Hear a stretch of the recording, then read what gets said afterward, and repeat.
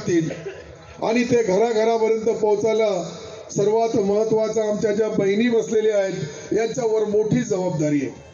कारण की आमच्या ज्या महिला भगिनी आहेत त्यांचा परिवार 100 दिवसामध्ये आपल्याला ज्या सरकारी योजना आहे त्या 1 लाख लोकांच्या घराघरापर्यंत पोहोचवायचं आहे.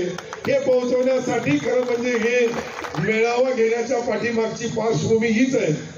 कार्यालयातून निमंत्रण देईल असा मुख्यमंत्री मी माझ्या आयुष्यामध्ये पक्षाला मदत करणारा मेहनत करणारा मी नाही पाहिला.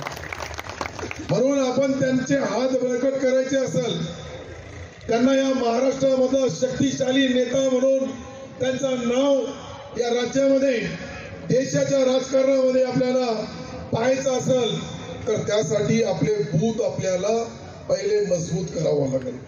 गाव पातळीवर ग्रामीण भागामध्ये खेडे पाडे वाडी वस्ती तांडा छोटे छोटे गावं या सर्वांमध्ये आपल्याला आपला भगवा झेंडा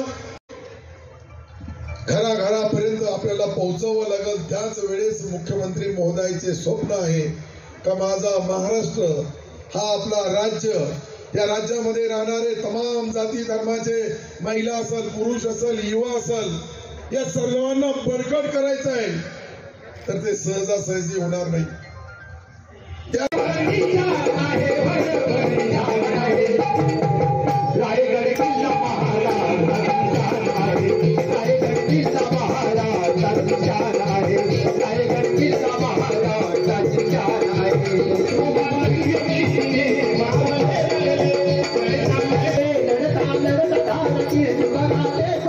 लड़ता